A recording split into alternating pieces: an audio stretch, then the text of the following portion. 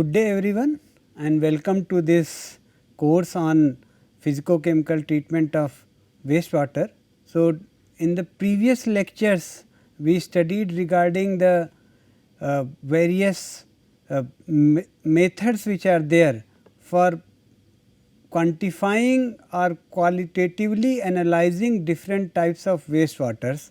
Okay. And we understood various physico-chemical parameters as well as bacteriological and biochemical parameters which are essential to understand the different other components which are present in the water and how these parameters affect the treatment process, how they affect the toxicity and other parameters which are essential, and based upon which we can we can decide that what type of treatment strategy we are going to adopt.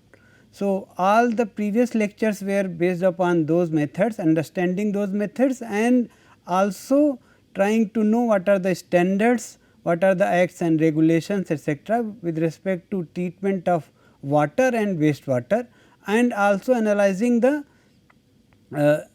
various sophisticated instruments which can be used for understanding the chemical composition and other characteristics of the water before treatment as well as after treatment. So, that we can analyze the efficiency and the mechanism by which the removal is happening inside any treatment plant or treatment unit. So, from today's lecture onwards we are going to start that the understanding the treatment methodologies which are being adopted for treatment of water as well as wastewater.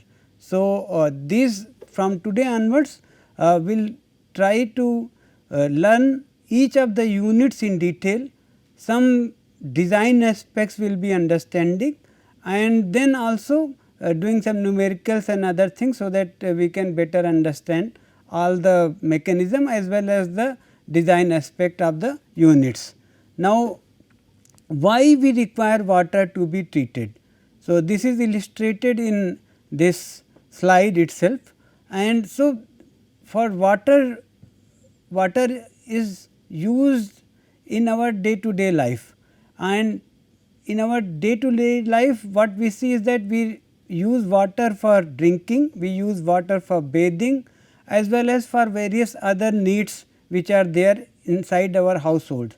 In addition to that, we see that water is also used in the industry for various uses, and from there the wastewater is discharged. Similarly, after uses in our home, lot of water is discharged and that has to be further treated or discharged into any aquatic stream or otherwise.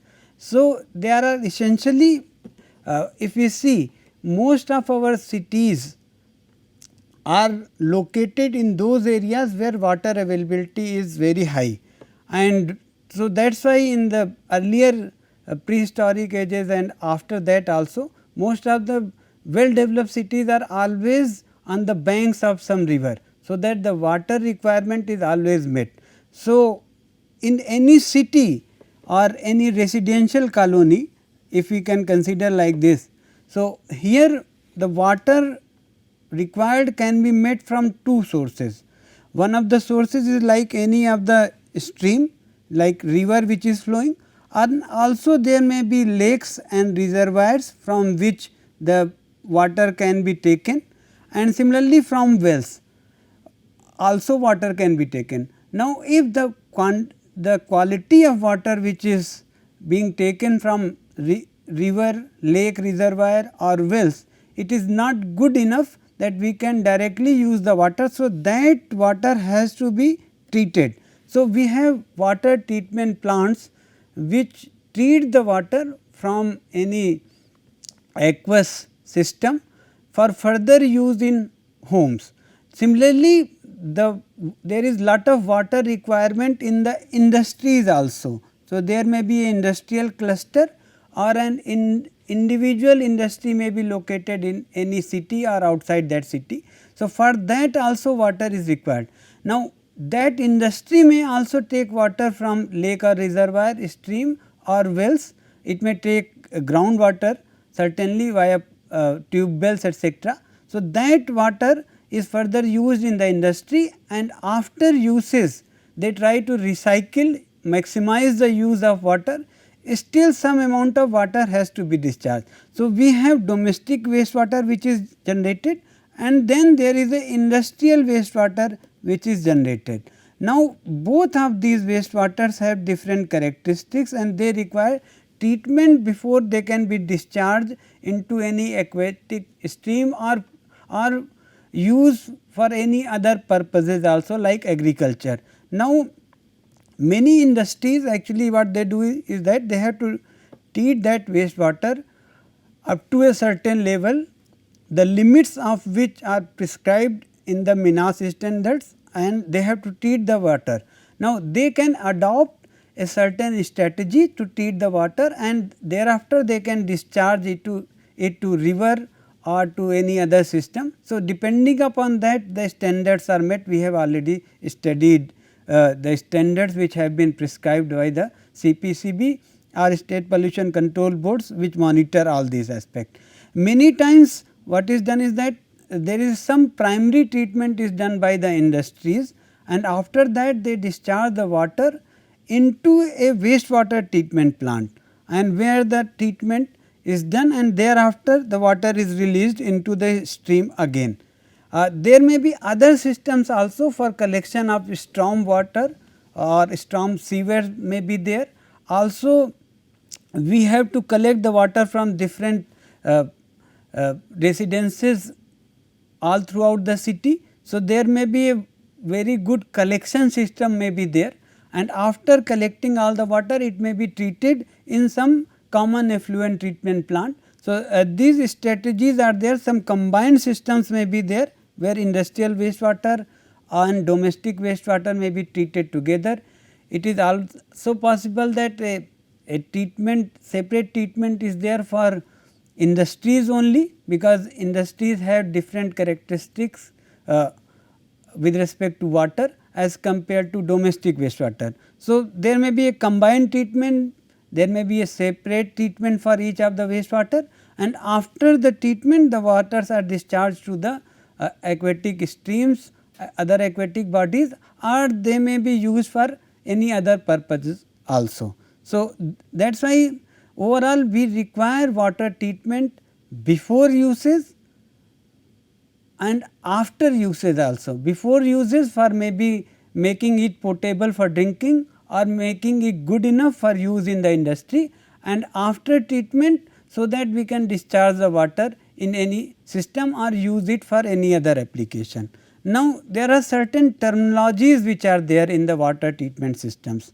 So, those terminologies we should understand, and what are the places where water treatment or wastewater treatment systems are used, we should also differentiate between them. Now, water treatment for use for further use in the domestic cases, we have two types of generally treatment systems. One is like point of use treatment system, where we have in our own residences small treatment units are installed which contain some of the basic units like adsorption, RO, and depending upon UV may be there some filtration systems. So, those are there. So, those are point of use treatment system. Also, there is a possibility that community treatment may be there. Okay. That means, we have a bigger plant which actually treats the water which is being taken from a stream also or from the groundwater. So, groundwater is commonly taken in most of the small cities, and then it is further some treatment, basic treatment is done in the either the water storage tank or before that. So, this way we treat the, so that may be considered as the community treatment. Now, after uses of the water in our residences, what we discharge is generally termed as municipal wastewater, because this is discharged in the from various municipal bodies, and all those water is further collected. We have a sewerage system for collection of these wastewater, and then it is taken to a place where the treatment is done. Now, there are two terms which are very common. One is called STP. So, STP is like it is referred to as sewage treatment plant. So, these units are there.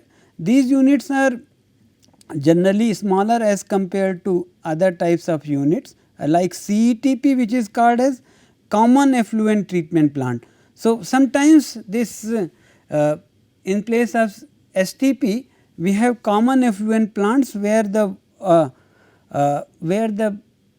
water from industry as well as municipal wastewaters are combined together and they are treated further. So, there is a possibility of common effluent treatment plant also being used for treatment of municipal wastewater, but generally it is lesser common.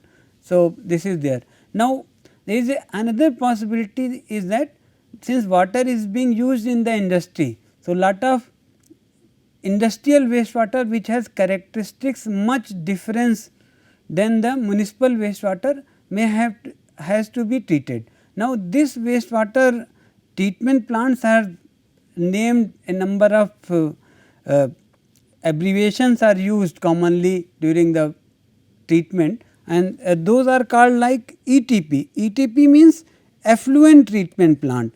So, that means generally we are here referring to the wastewater which is getting discharged from the industries, and it is being treated in a treatment system which will generally be at least 3 stages. So, effluent treatment plant must be there in any industrial waste industry where some industry wastewater is coming out.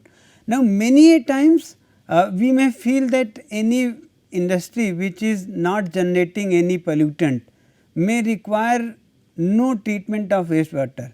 So, like any electronic industry, suppose it is there. So, for electronic industry we will consider that okay, in the electronic assembly unit there is no use of water. So, that means they are not discharging any industrial wastewater. So, there is no treatment required.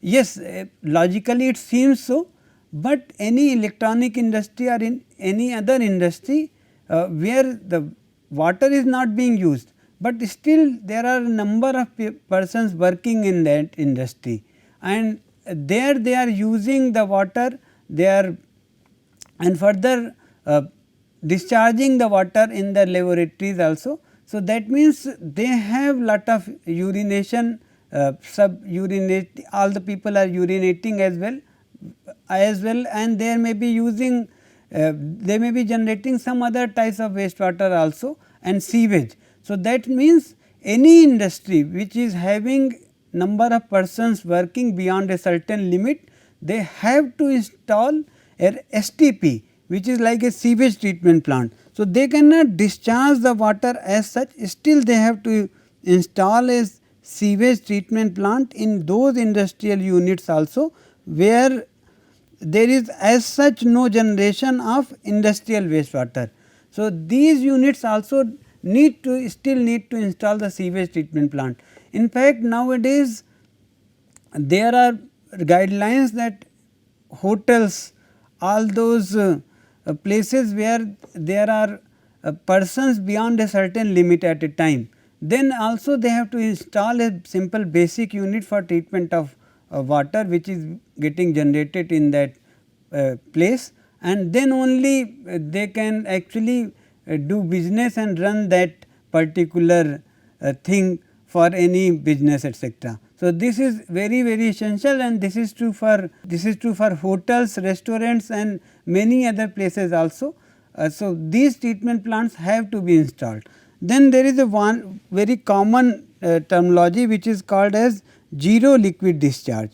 So, zero liquid discharge means there are certain guidelines for many industrial units which actually generate wastewaters which are highly toxic and they have lot of pollution load. So, that means the amount of pollution present per meter cube of the water is very high, and for them that not only the treatment is very essential, in fact they are told that they cannot discharge any water out of their premises. So, that means they have to first treat the water, reuse the maximum amount of water, and somehow try to see that if any water is still remaining, generally they evaporate that water. So, they cannot discharge any water out of their premises, and that is why this system is called zero liquid discharge. So, ZLD. So, many times for these industries, in place of taking the name ETP, they will take the name okay, ZLD has been installed. So, that means they have a ETP also and some evaporator type of system where they are evaporating the water, maybe generating steam which is further being used in the process, but still they cannot discharge any water out of the premises. So, this is very essential. And then there is a common effluent treatment plant. When we have a cluster of industries are there, so what they do is that, suppose this is a big cluster and they have different industrial units which are there, and so what they do is that they will discharge water, everyone will discharge water after some treatment. So, what they do is that, because these industrial units may be entirely different from each other with respect to production. So, that means the water which is getting discharged from these units may also be entirely different in terms of characteristics. So, that means what they do is that they treat some amount of water in their premises. So, this is like, suppose this is industries, I am just putting industries 1, 2, 3, 4, 5 etc. So, that means they will be having some primary treatment, some treatment which may not be fully treatment, but some treatment may be done, and after that whatever water they discharge, that will be taken and treated in a common effluent treatment plant. And so, the bigger load is on the common effluent treatment plant, and they are doing some primary treatment, after that they are discharging into this common effluent treatment plant, and this may be a industrial cluster may be there. So, this is very common nowadays. So, lot of industrial clusters are being developed by the state government as well as the central government, and we have many industries. The good thing about this is that the industries do not have to install all the units, they have to only do the primary treatment, and so the cost incurred is very less. Certainly, they have to give some amount of money to CETP depending upon the characteristics of water they are discharging to CETP, and also amount of water. So, it is a mix of both. So, some weightage may be there, and depending upon that monthly they may have to give some amount of money to the CETP, and CETP then treats the water, discharges or not discharging depending upon the condition further to any aquatic bodies or not. So, this is the water treatment systems which are there. Now, we will go further understand the water treatment systems in general.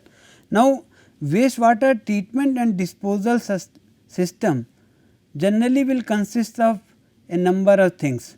So, first and foremost point is collecting the water, wastewater. So, for municipal wastewater treatment also we have to collect. So, we have a sewerage system is there for collecting the water. Similarly, for in a industrial cluster also lot of channels etc. are built for collecting the water from different industries, and which is further taken to a CTP for treatment. So, it is there. So, collecting the wastewater, then transporting it to the treatment plant.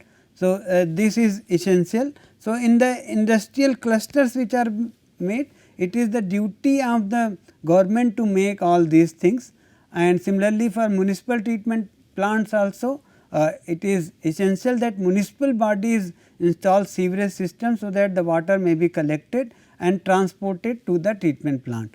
Then treating the wastewater or the water in the treatment plant. So, this is there, and then disposing of the resulting effluent liquid. So, after treatment there are two types of, one thing is that wastewater, certainly the treated effluent will be coming out. So, that has to be discharged. Also lot of solids etc. are generated, and that solid etc. also have to be treated and then discharged to the landfill or any other place depending upon the characteristics of the solid. So, that also has to be disposed of. Now, overall objective of the wastewater treatment is to remove the undesirable compounds or residues as much as possible and to bring the water to the quality of the designated use. So, it is possible that we are taking water from river. So, we will treat to a level so that we can use it for drinking. Okay. Similarly, if the water is discharged from our residences, then it has to be treated up to a certain level, so that we can further discharge the water to any aquatic stream or reuse it for maybe bathing, for other purposes, for maybe as irrigation water for further use in the agricultural fields, etc. So, depending upon the designated use, the treatment is done further.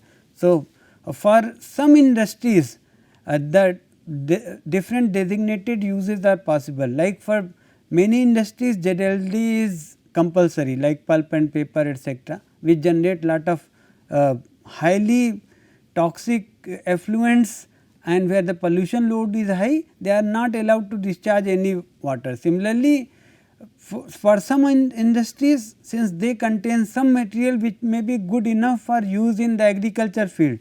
So, like for sugar industry wastewater which is generated, they are allowed to treat to a certain level, so that the water may the treated effluent may further be used in the agricultural fields. So, this is allowed for sugar industry. So, this way we understand that the objectives of the water treatment or wastewater treatment units in different places may be entirely different.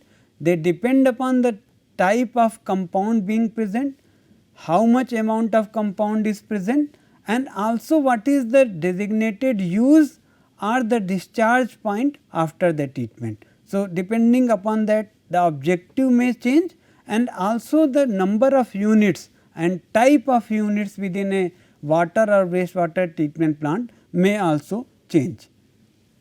Now, potable water is never produced at any wastewater treatment plant. It means that if any industrial wastewater is discharged or any municipal wastewater is discharged, generally we do not, after treatment we do not use it for potable for drinking purpose. We will use it for maybe use for other purposes, but never use it for drinking purpose. Wastewater treatment is done so that we can make the water good enough, so that minimum nuisance is called or health hazards are not there when we discharge that water. So, quality of, we also see that the quality of receiving stream is not altered because of the discharge of that water into that stream. So, we have to make a material balance and try to see beforehand. If suppose there is a possibility that industry is there and during just beside say river, and now that river will be having very high amount of water during rainy season. So, it is possible that that industry, if it discharges effluent to that river, the river quality will not be altered, but will not take that condition where the good thing may prevail. We will take that condition where worst condition is possible. So, we will take those wastewater flow, those water flow conditions in the river. It may be in the summer season just before starting of the rainy season. So, under that condition amount of water flowing in the stream is very low, and under that condition if any discharge happens, so that will alter the quality of water in the receiving stream. So, that is why we will base our analysis on that condition. I will not allow that industry to discharge any effluent all throughout the season, also all throughout the year, disregarding the variation in the water quality and water quantity in the receiving stream. So, we always should look after the worst condition, and under that worst condition whatever is the best thing, that should be imposed. It is also necessary that effluent from treatment plant meets the discharge standard. So, always we have to see that depending upon the place where the treated effluent is being discharged, the standard should always be meeting the criteria as set by the Milan standard, which have been decided by the Central Pollution Control Board. So, this is very essential. Now, the water collection system, starting with the first step is the wastewater collection system or water collection system. So, what do they do? So, the water collection system actually transports the wastewater from its origin, maybe industry or different residences where the water is being discharged, to its designated destination, and that destination may be a effluent treatment plant, a common effluent treatment plant, a sewage treatment plant, etc. So, depending upon that destination may also vary, and we have to transport that water. The purpose of wastewater collection is to safeguard the public and other persons involved from health hazards associated with the wastewater. So, we do not want water to be discharged from each and every home into the open channels, because it will create unhygienic conditions. So, lot of sanitary issues and other thing may happen. So, this is very important. So, sanitary collection systems which use conveying structures and pumps are designed to take these domestic and industrial wastewaters from their discharge point to the designated positions, and in between there are interceptors and traps which are used for preventive maintenance also, and to measure any thing that nothing is being discharged out of the collection system. So, we always have preventive maintenance, and for that we have lot of interceptors and traps which are being used. So, wastewater collection system is entirely a different topic which can be discussed in length. Now, further after collecting and transporting it to the treatment plant. So, treatment plant where wastewater is further treated. Now, there are lots and lots of possibilities of different units and how the water is being treated. So, that will depend upon the characteristics of water, amount of water being generated, and what is the use. So, all the three things decide that which type of units are to be used in the treatment plant. So, if the water is to be used for drinking purpose, the treatment strategy will be different. Within drinking purpose, suppose water is being collected from river, so its characteristics will be different. So, treatment strategy will be different. If water is being collected from a lake or reservoir, or water is being taken out from the ground, then the treatment strategy will be different, though the designated use is same, that is for drinking. Similarly, if the water is coming out after its uses from the industry or from the residences, then treatment also will be different. But broadly we can classify overall treatment processes as three types of stages or processes that take place whenever we have a water treatment plant or wastewater treatment plant. It is possible that, and these stages or processes are broadly called as primary treatment, secondary treatment and tertiary treatment. There is a pre-treatment also, pre-primary treatment also, and there is a high possibility that in one of the units, depending upon the requirement and from where water is being treated. So, there may be only primary treatment may be there only, there may be place only primary and tertiary treatment is only there, there may be place where primary and secondary treatment is only there. So, it depends upon the various factors that how we decide which units have to be used for treatment, but broadly we can classify them as primary, secondary and tertiary, and we are going to learn little bit about primary, secondary and tertiary treatment in the next few slides. And these treatment actually they reduce the pollution load in the wastewater, and for suppose we have to use the water for drinking. So, sometimes chlorination has to be done before using it for potable. Similarly, for effluents also there is a possibility that disinfection or chlorination is done before discharging the effluent into outfall sewer or any other place where it is being discharged. So, this is there. So, we will try to understand each of the primary, secondary and tertiary treatment in little bit detail now, so that we can further understand what are these processes and how they are used. In the starting with pre and primary treatment. So, they have few objectives. They are broadly used for removing bigger size particles out of the water and also inert materials and other things. So, their purpose is to treat the water in a very simple manner, and generally physical treatment is more there as compared to other treatment like biological. Physical and chemical treatment is generally there in the pre and primary treatment. So, these include may include one or all of the following which are discussed now. So, screening is the first step. So, in the screening what we do is that we remove bigger size debris like bricks, glass, etc., and that may damage later equipments. So, what we do is that we try to remove all these things during the screening stage. Similarly, grinding or shredding, in this what we do is that after removing all the inert materials like bricks, glass, etc., whatever other solids may be present.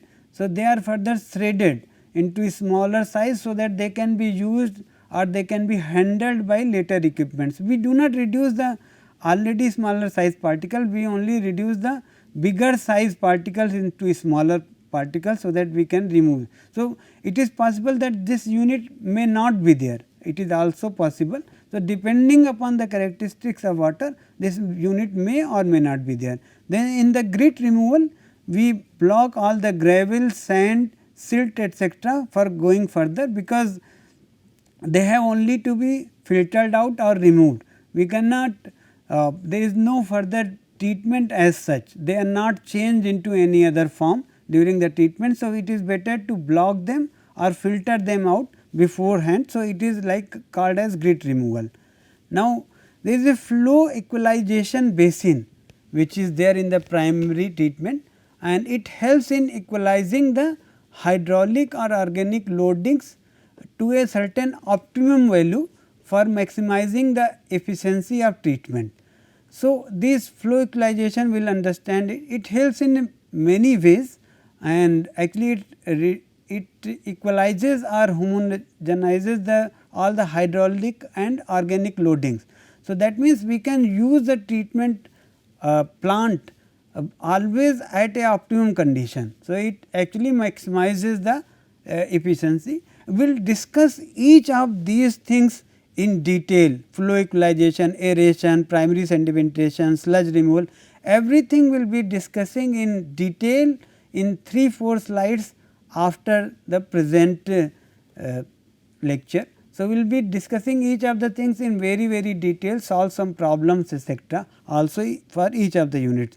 Then we have aeration or air flotation unit. So, their purpose is to remove any odorous gases such as H2S, etc., present, improve solid separation and settling, also remove like iron and manganese, their removal is also possible. So, there are multiple uses of aeration and flotation unit. It is also possible that flow equalization and aeration unit may be together also.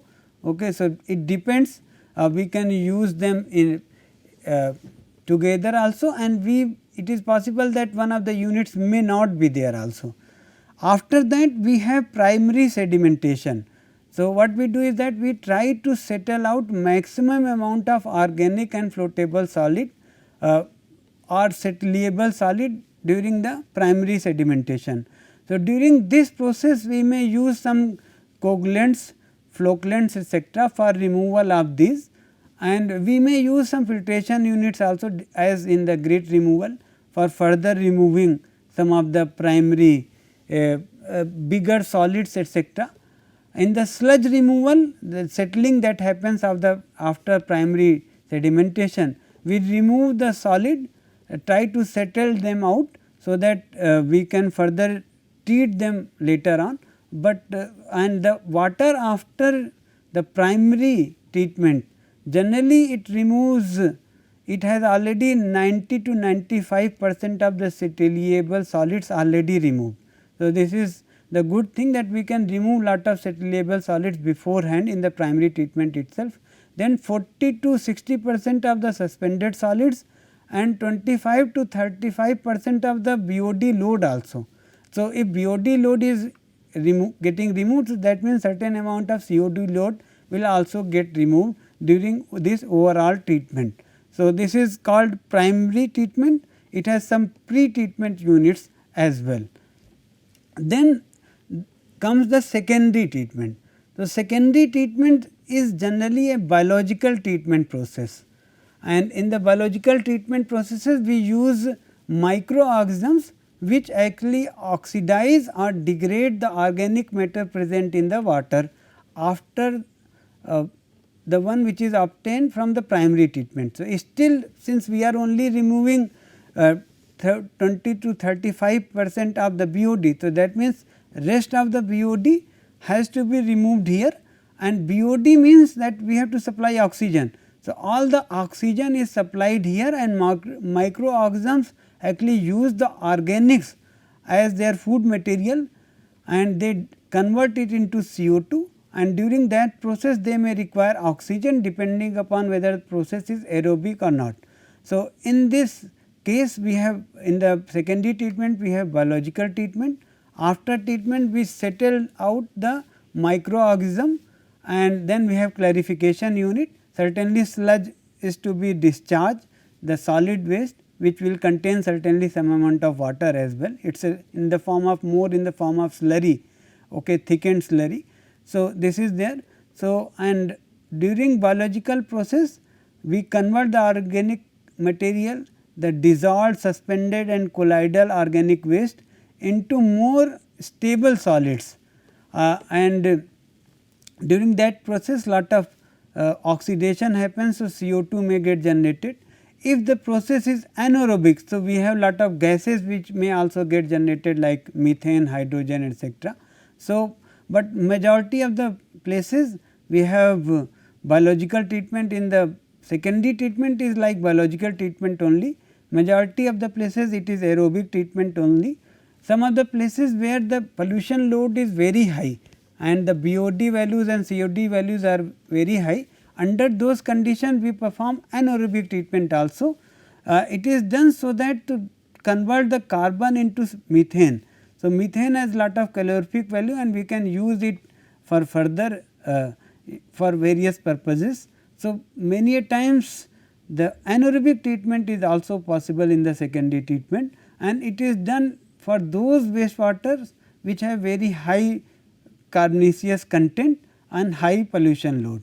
So, for them after biological treatment we have again a secondary sedimentation unit where the biomass or microorganisms which have grown, they have to be removed, because any of these units perform very well at certain optimum condition, and that optimum condition may be with respect to amount of microorganisms present per liter of the water being treated. So, it is there.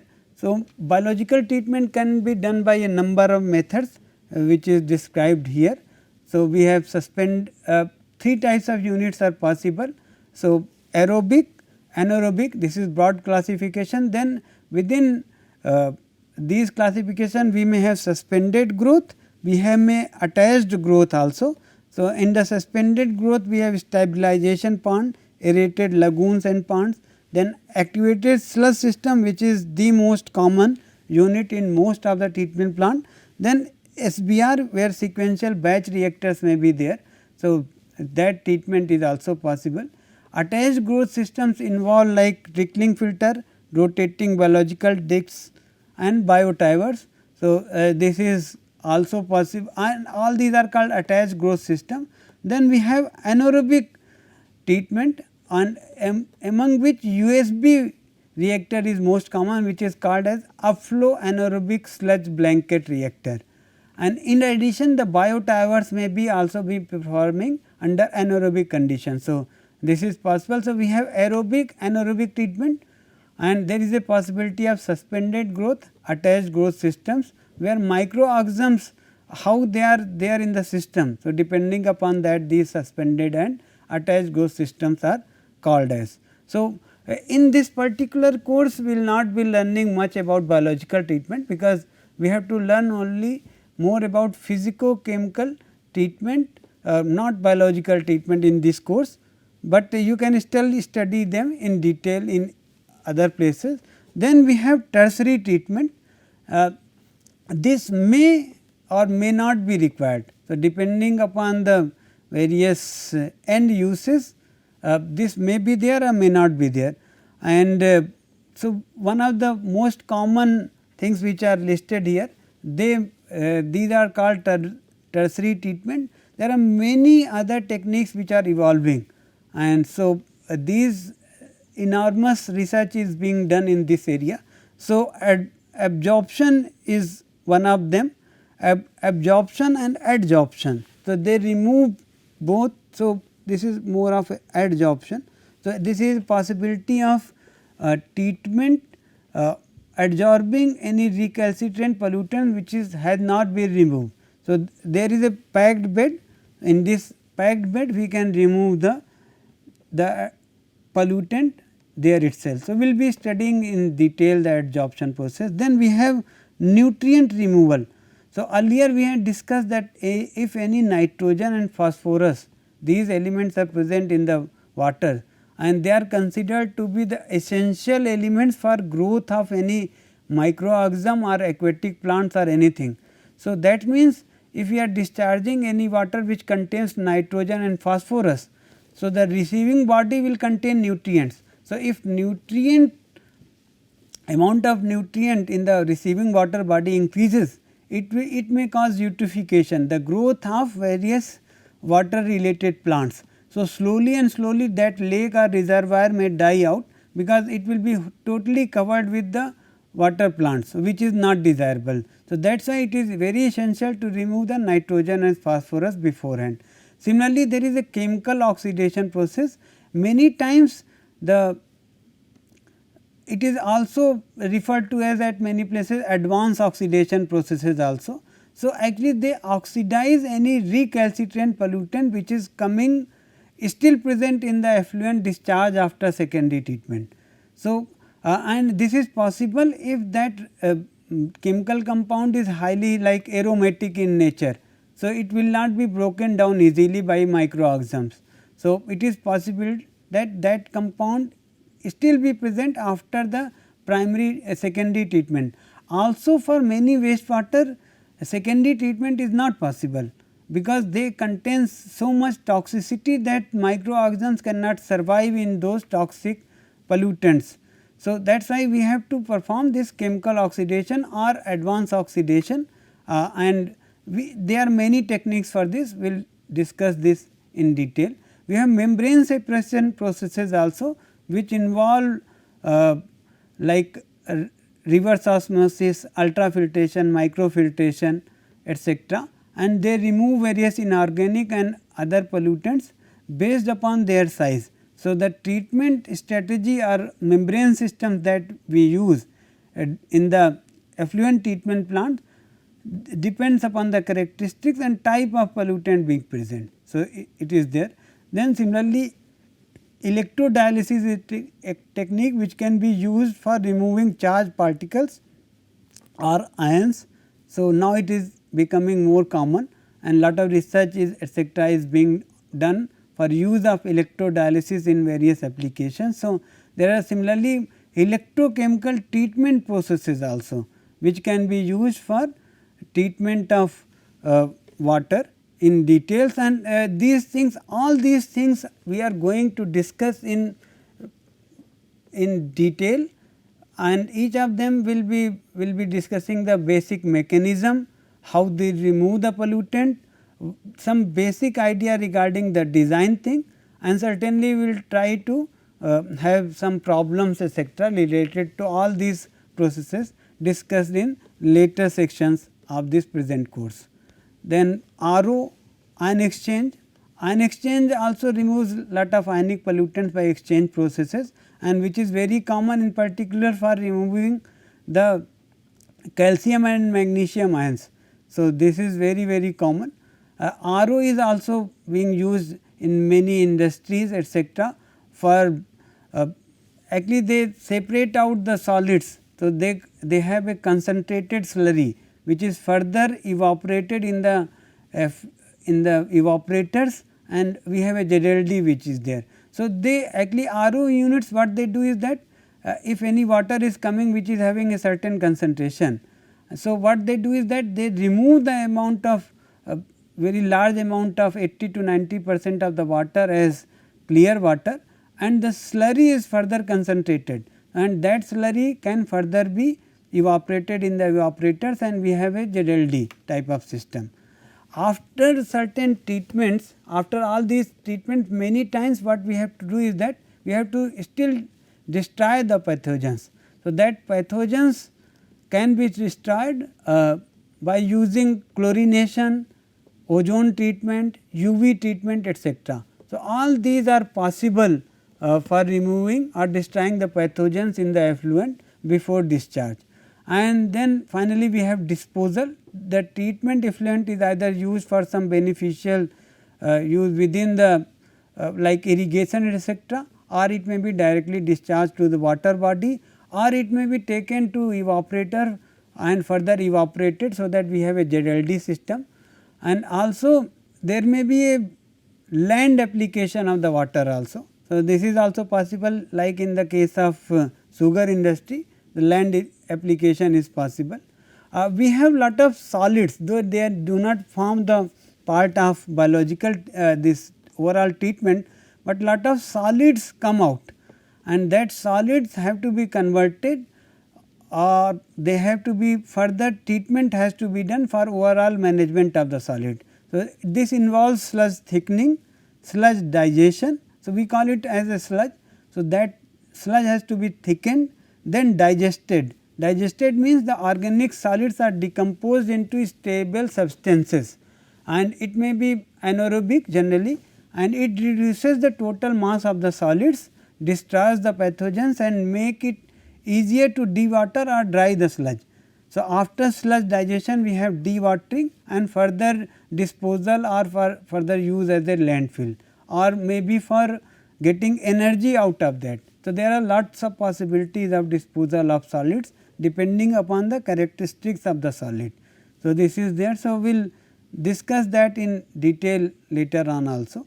So, this is how the treatment overall treatment works, and any of these units may be there, may not be there. This will depend upon the amount of water being generated, the characteristics of the water, and also what is the designated use. So, with this we end today's lecture. We will continue understanding each of the units in detail in further lectures. Thank you.